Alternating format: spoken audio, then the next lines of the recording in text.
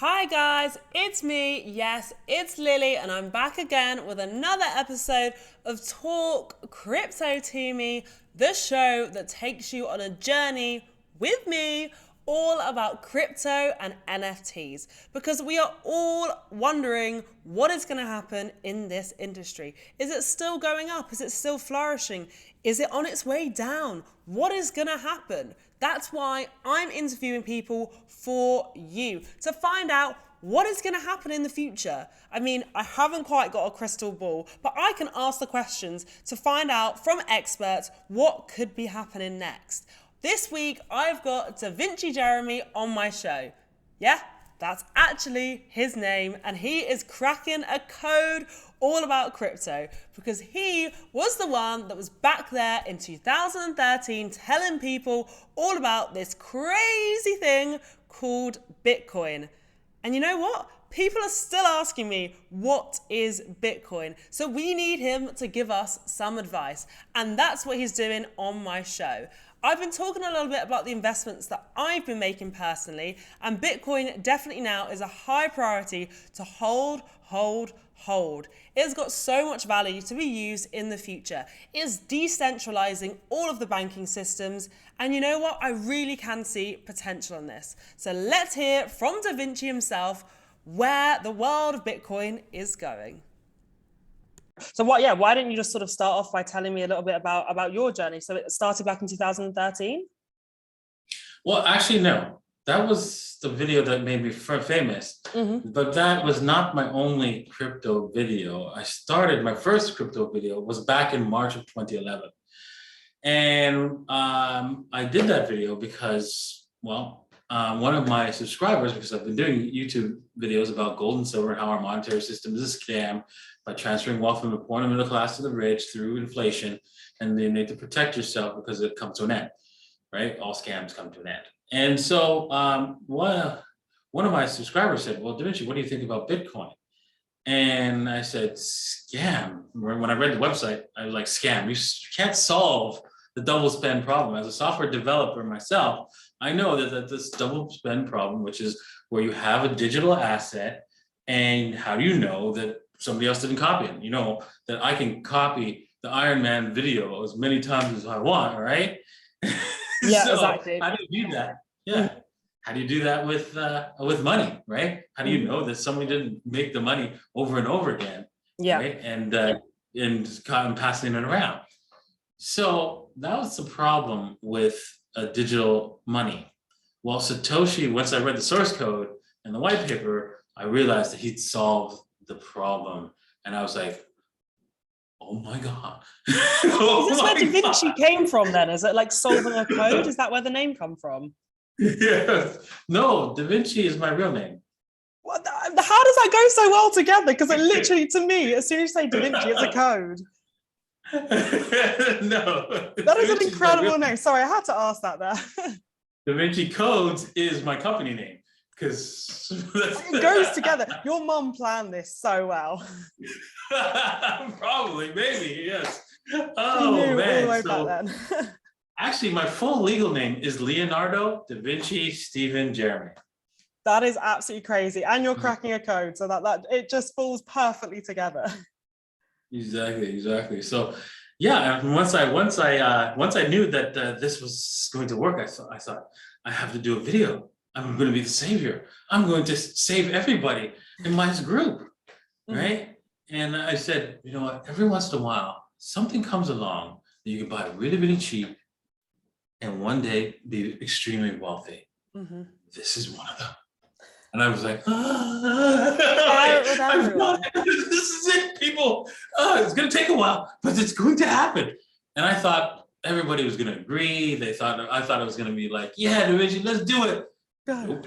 I got 751 dislikes. Really? So first of all, people were just like, no. This guy, I kept doing more videos, and then eventually it became like, Davinci's lost his mind, right?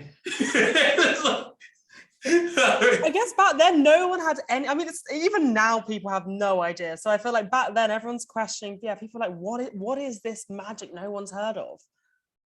Exactly, and they called it magic internet money, is what they would make fun of it, and Bitcoin is actually was considered the first shitcoin because when I was telling people about it, that's what they called it, not Bitcoin, shitcoin, right? And there was no other cryptocurrencies at the time. So Crazy, absolutely crazy. So now think about that. It's like, how did that evolve? And it's so quick. It's literally been like 10 years, and it's around the corner. It's happening now. Mhm. And you were Exactly, there at the exactly. first hurdle.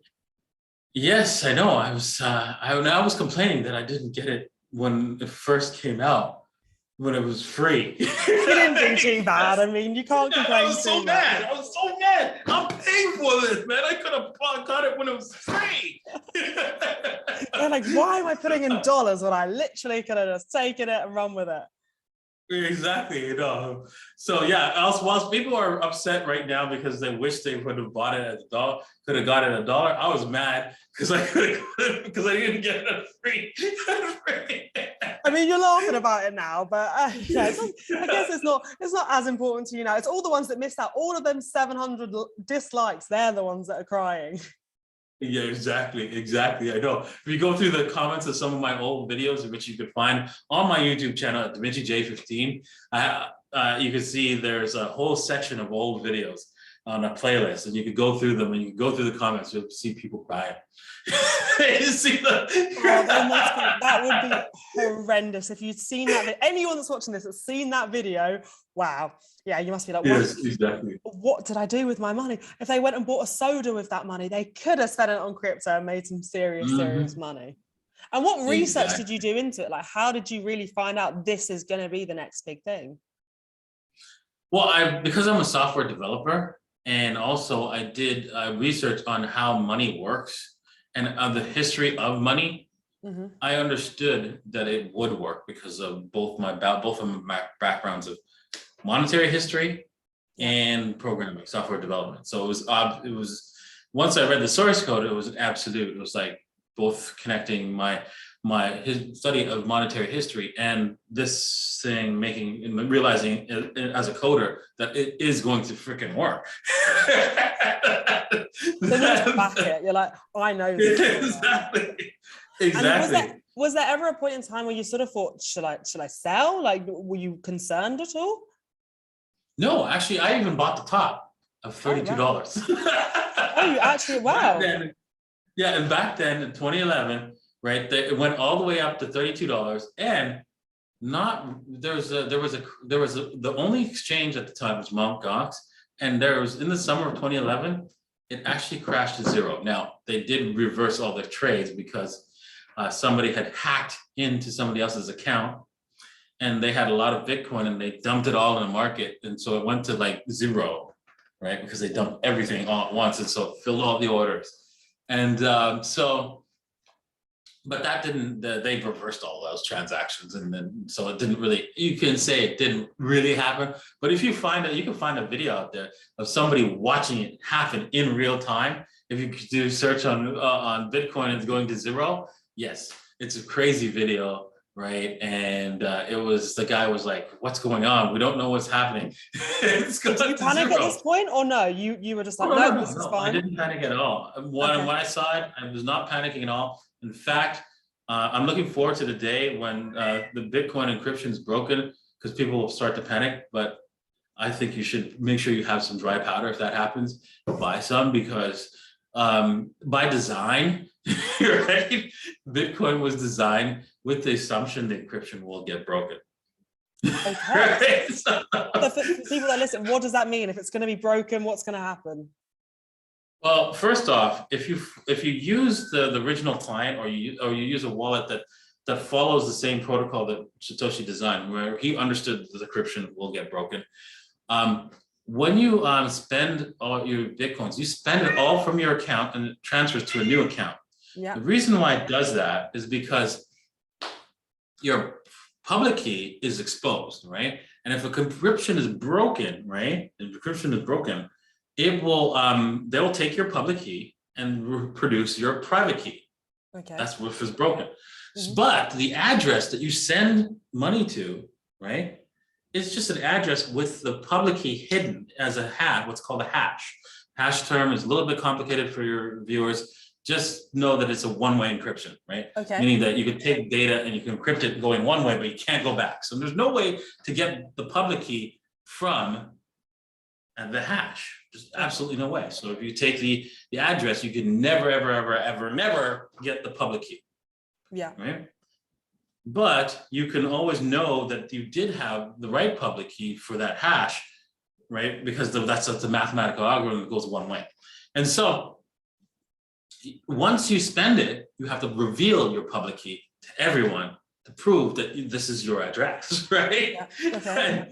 and then verify that you can spend the money. Mm-hmm.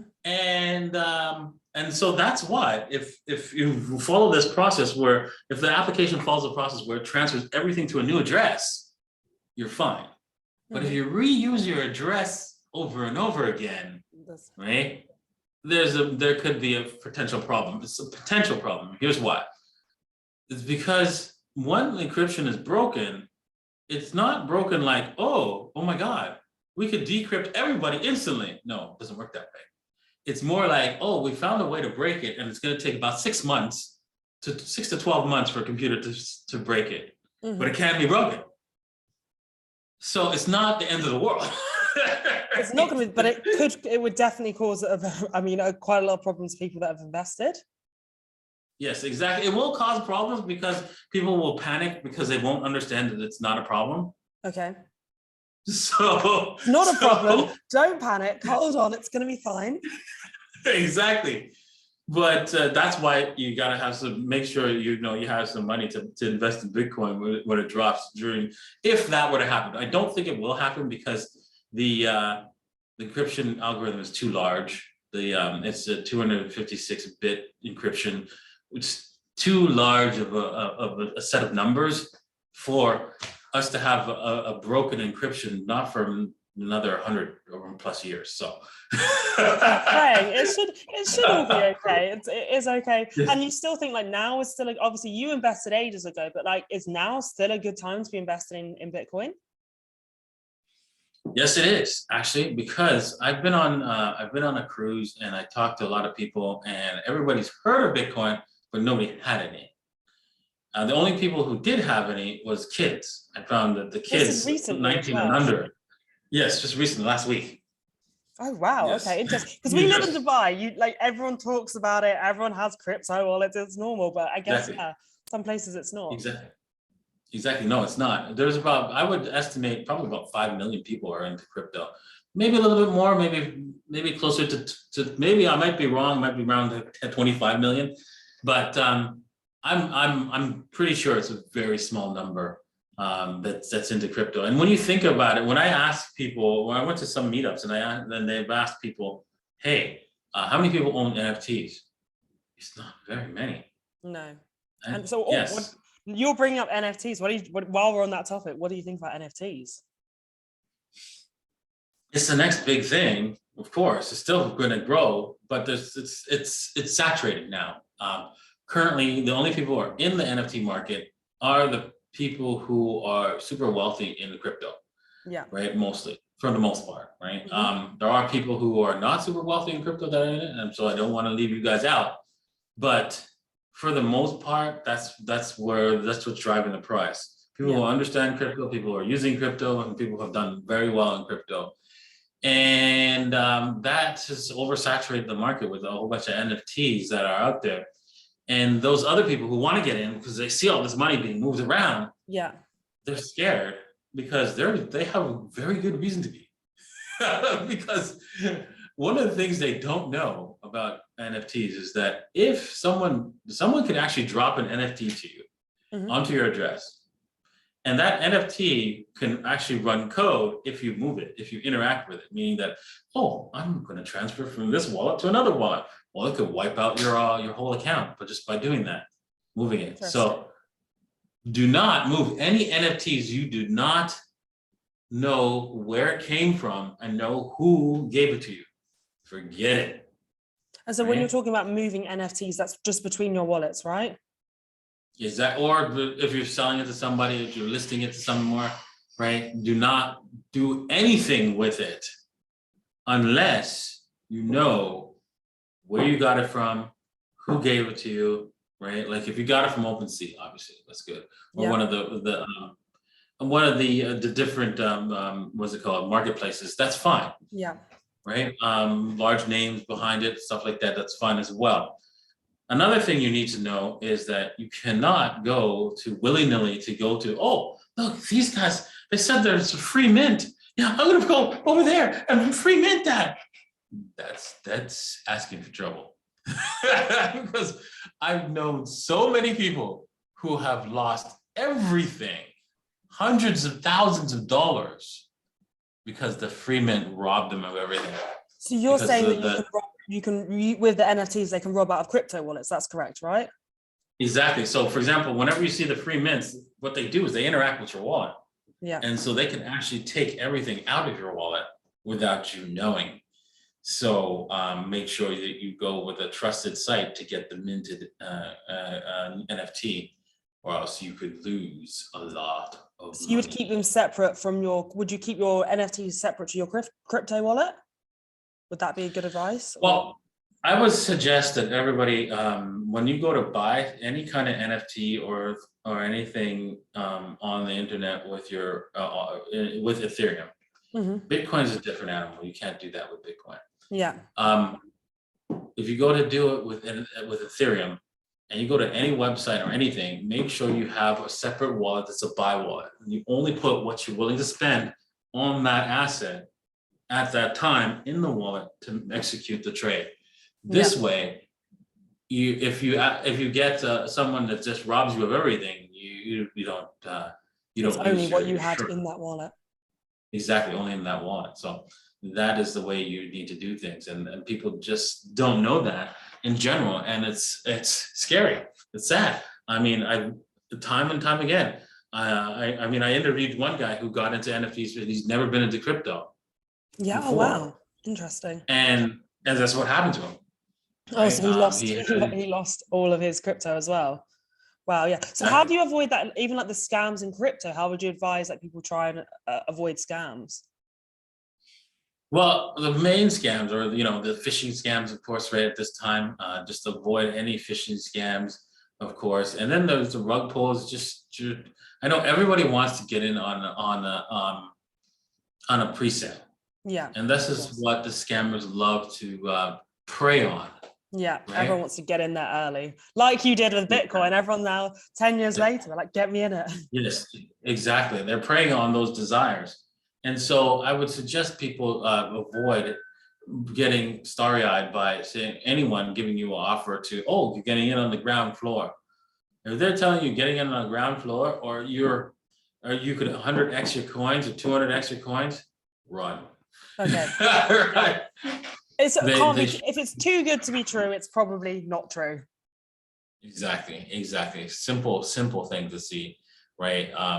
Just don't go with somebody with a reputable name, and they cannot, if they do have a reputation, they can never ever say, buy this and it's going to go to 100x. And where would you educate? Where do you go to sort of educate yourself? I'm sure you probably have now people tracking things, but where did you really grow your knowledge?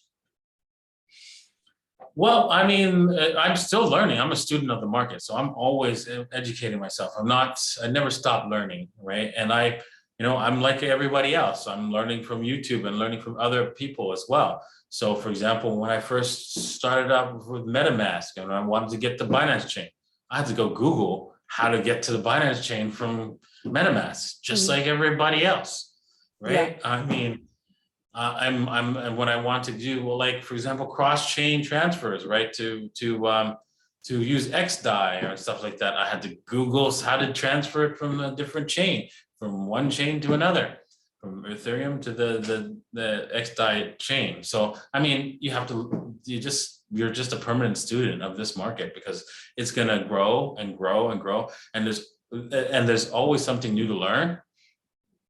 I mean, for example, optimistic rollups. I would suggest anybody go spend some time learning how to use optimistic rollups. It's one of my things to do this for me, right? Because there's a lot of applications out there, and I bet you they're going to give free drops if you start in the future, if you start using them. So yeah, I would suggest you go and check those out. And maybe if you just, do a few transactions, maybe they'll reward you with their token in the future. So those are some of the things, right? And you educate yourself. Not only that, not only do you may get some coins, and let's assume you don't get any coins, you do educate yourself on like really cutting edge technology, right? That, and get ahead of everybody else. And so you'd be able to use that ahead of everybody else. And that's the most important thing. And then, there's a lot of people who got into NFTs early, right? Yeah. And they got paid heavily, right? Because I saw it back in 2020 when August 2020 that NFTs is going to be the next biggest thing. Even though it only had an average turnover of about $250,000 a day. It's inevitable. Yeah, it's inevitable Mm-hmm. that whole industry is coming, the metaverse, everything is coming together. It's just you've got to decide how you want to play your part in that journey. Exactly. Now, I looked into the metaverse recently. Yes. And I was realizing that we are so far away from having the metaverse that you believe, people envision, people have in their head that it is a fad. It's not a fad, more of the market's too early to get too excited.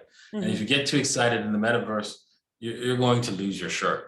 Right? If you try to go, I'm going to buy this metaverse thing, right? It's going to dump because we're way too early in the metaverse story. It's not like it's going to go away. It's just we're way too early in it right now. Yeah. So people that are trying to jump on, it's not even at the point where you really should be joining. Exactly. I mean, if something's already gone too high, right? You're probably you're buying the top most likely. I mean, you should know about this because you knew about Bitcoin and was telling everyone about it beforehand. So this probably now, and you think it's a good time for NFTs, or would you say it's more time for crypto? Where are we now? Well, right now, I think you should best save on Bitcoin, Ethereum, and Binance Smart Chain. Those are the assets you should have. But if you want to invest in something else that might be the next big thing, I think before the metaverse can be really shine, play to earn games will be the first thing to do well coming up. Now, the reason why it will take some time and it's coming in the future. Yeah. Is because A-rated games take a long time to be developed, and so we won't see any benefits from play to earn games in the sense of, hey, look how much profit I got in by buying this play to earn token and I made a killing. No, because these games take time to develop, and once they've developed, yes, you'll start making money on this token because now the game starts using them. Mm-hmm. But that's only once that game is fully functional in there and people has a community of gamers using the game, because that's a key thing. You need a community. And exactly, you need a community of gamers because the game has to be entertaining and everybody's using it. And because I've noticed with the play to earn space, you'll find a lot of the games that are basic out there and they're just like mouse clicking, right? No one's gonna. And it's just like you're just mining the coin. Yeah. You're basically just mining the cryptocurrency, right? With people. Yeah. That's all it is, because the game's not fun. Mm-hmm. And you need more which takes time. Yeah. So that's where you see it. You see it all going towards that.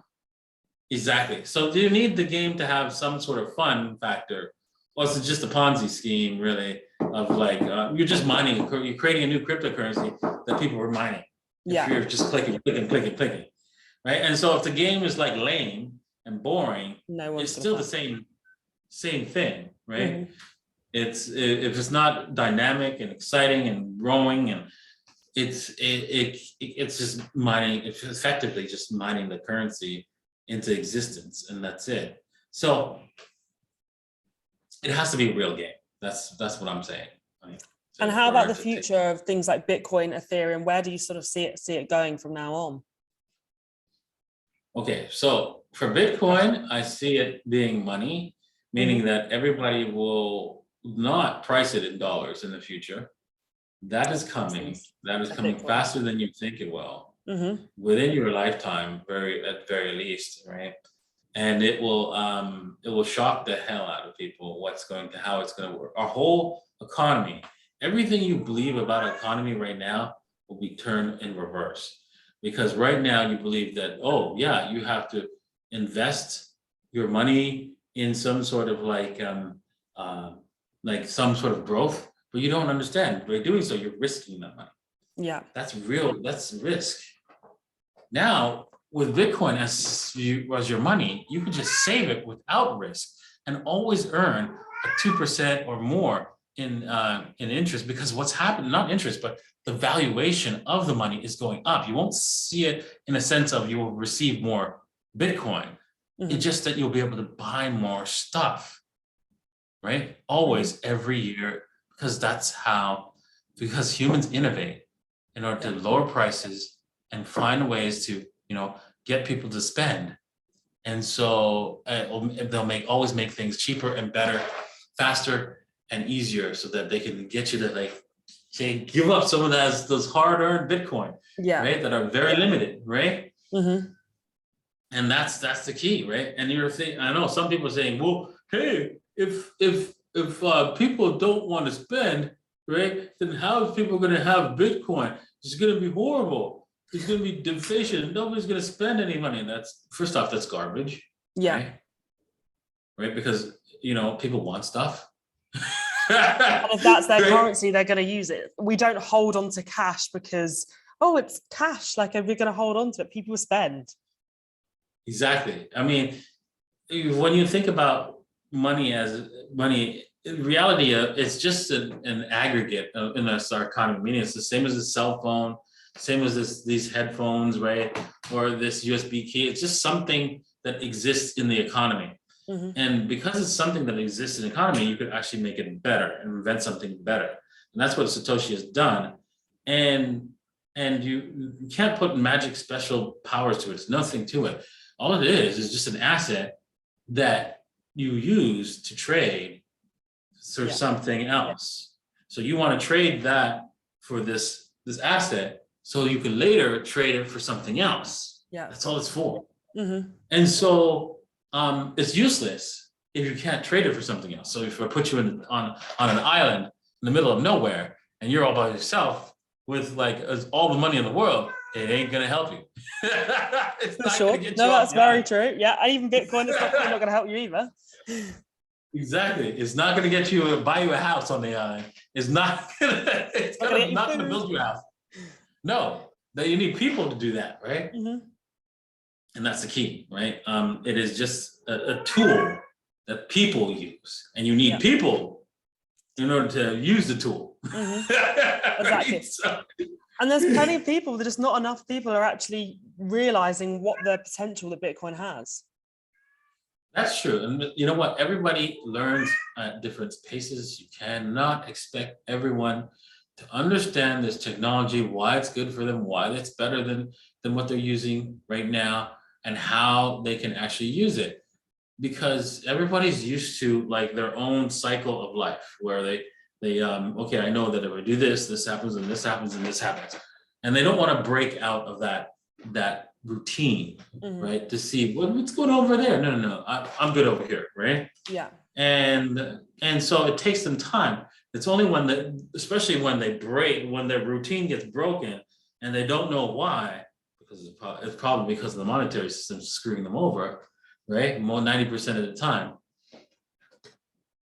Then they start to look for why, and then they see Bitcoin. Yeah, there's an option. There you go. They're like, that's what I mean. Yeah. It's probably true. At some point, there's going to have to be a push and actually make people adapt to this, make people learn, whether it be more people educating or just people just giving advice. Someone like you, that people need advice. They need almost their hand held through this. Exactly. They do. Most people do need their hand held through this process and learn how to basically create a wallet add money, add the bitcoins to it, or whatever cryptocurrency they decide to use. Mm-hmm. They do have to understand how to hold their 12-word passphrase. There's a little bit of a learning curve, but you know what? Honestly, the learning curve for crypto is less than the learning curve for the cell phone. For sure. And everyone, if you're forced to learn it, you learn it. Exactly. So it's not going to be a big deal, and I bet once we go through hyperinflation, everybody and their mother will take the time to learn how to use crypto. Yeah, you're going to be getting bombarded. All them people are going to be asking you what's next, how to do it. And really, yeah, you're right. It's pretty simple for people to just download some sort of platform, create their account, and really just start understanding what it is. Mm-hmm. Exactly.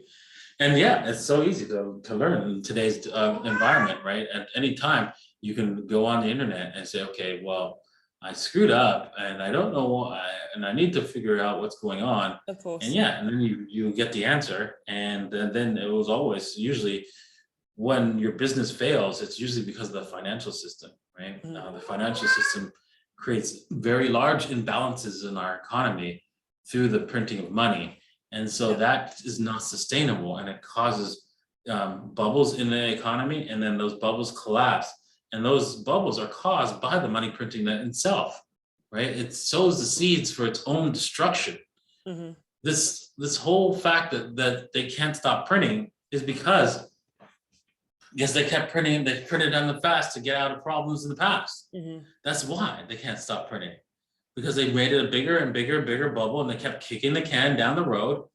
And now they have a big, gigantic bubble. And if they let it pop, it's going to destroy everyone. Yeah. And then there's Bitcoin. Yes, exactly. But it has to pop anyways, whether it pops because they stopped printing, or that it pops because they printed us into hyperinflation, it's still a pop. And the reality comes. It's going to be almost like a new revolution of people doing things in a very different way and adapting to it, and actually realizing we're going to decentralize all the monetary systems.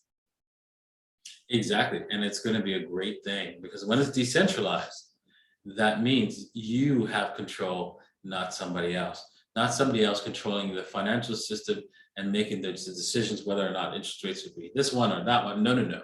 It's everyone together collectively deciding, hey, whether or not the interest rate should be higher or lower by voting themselves with their money in the market, right? So that's what is true free markets, is when everybody votes with their money.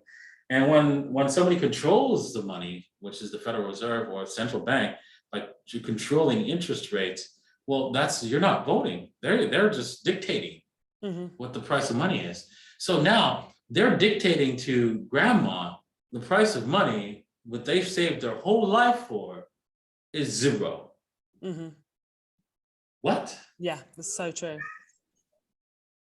So it's them people, especially, I think actually it's actually so true as well, because I think it's more of a younger generation that are really the ones that are pioneering and educating themselves, but really it's actually could massively impact the older generation who, as you say, they've got the savings, they've worked all their lives for this, and actually they're not being educated to learn about Bitcoin and other potential. So what's going to happen to them? Why should they also get involved? Well, it's going to be difficult for them to get involved because, again, they're so used to the current system, right? So they're not basically geared to learn something new, because once you're stuck in your ways, it's really difficult for you to learn something new. It's not impossible. It's just, you need to push. Yeah. Oh, well, there's definitely, if what you're saying is true, then there's going to be a massive push, because as soon as people start seeing this, they're seeing all the issues, which is going to be happening in the central bank and everything falling apart, then that's when everyone's going to really push to get involved. Exactly. So I'm both looking forward to that day and being scared of that day, because honestly, once the system collapses, it's not going to be pretty. Exactly. Yeah, exactly. Because it's a whole new concept of revolution. We've had so many different revolutions. There's been wars, etc. This is like a digital revolution, which will completely change the game. Exactly. And yeah, right now, the problem is Bitcoin is not ready for the collapse of the US dollar. If we get to a $10 trillion market cap, yes, it is ready for it to absorb the all of the rest of the currencies out there, And how because far it's away are we from that? well, we have to go with 10x, right, price. So Okay. Bitcoin has to be at $400,000 for us to be at the $10 trillion We need market to cap. keep pioneering and pushing it there. And we've got a community. That's what we have now. Everyone that's involved has their community, and yeah. So that's what we have to be there for each other to try and support each other and help them learn. Yeah, the scary thing is, right? Once this is like this is going to be very scary for most people, because when you get off of the dollar and you go into Bitcoin, the way this is going to work is that you're going to have to people are going to run into Bitcoin really fast, because you don't want to be the last one off the dollar train, Mm-hmm. because if you are, you're going to lose heavily. Mm-hmm. And you have to be careful. I want your audience to understand one thing, right? If you leave your Bitcoin on the exchanges, you don't own it. And I know you've heard this before, not your keys, not your Bitcoin, but there's more to it than that. Every single time we've gone through hyperinflation, I can guarantee you we're going through that next time very soon. Every single time a country has gone through hyperinflation, what the first thing they do is convert everybody's assets to the local currency to help boost the currency. Mm-hmm. So you could bet your bottom dollar that they're going to call up all the exchanges and say, hey, Bob Smith and Joe and everybody that's American here on there, you're going to convert them to dollars, right, and send it to their bank account. So that's going to be the big issue. That's coming. So make sure you own your Bitcoin. Okay, so that means transferring it to your own personal wallet, correct? Yeah, so whatever your wallet is, your personal wallet is, whether it's on your phone or your hardware wallet, make sure you own your Bitcoins outright, because that will protect you from the government's making a phone call, because they're not going to call you up and say, hey, I know you have a whole bunch of Bitcoin. Can you convert that to US dollars? Because if they did, I'd be like, that's not going to happen.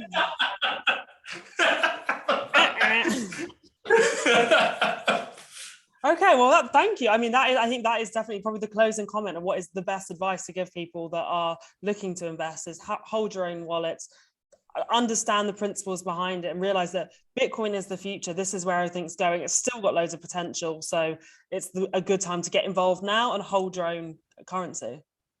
Exactly. Perfect. Well, that was super interesting. Thank you so much for talking to me. I really, really appreciate it. And I think you've given, such incredible answers and such great advice, because so many people just don't understand what's going on in the world right now. Yeah, well, thank you for having me on. I'm glad to be here. And remember, you can find my videos at Davinci J15. Perfect. Thank you so much. It's been such a pleasure, and I'm sure we'll probably end up catching up soon through one of our mutual friends or something like that.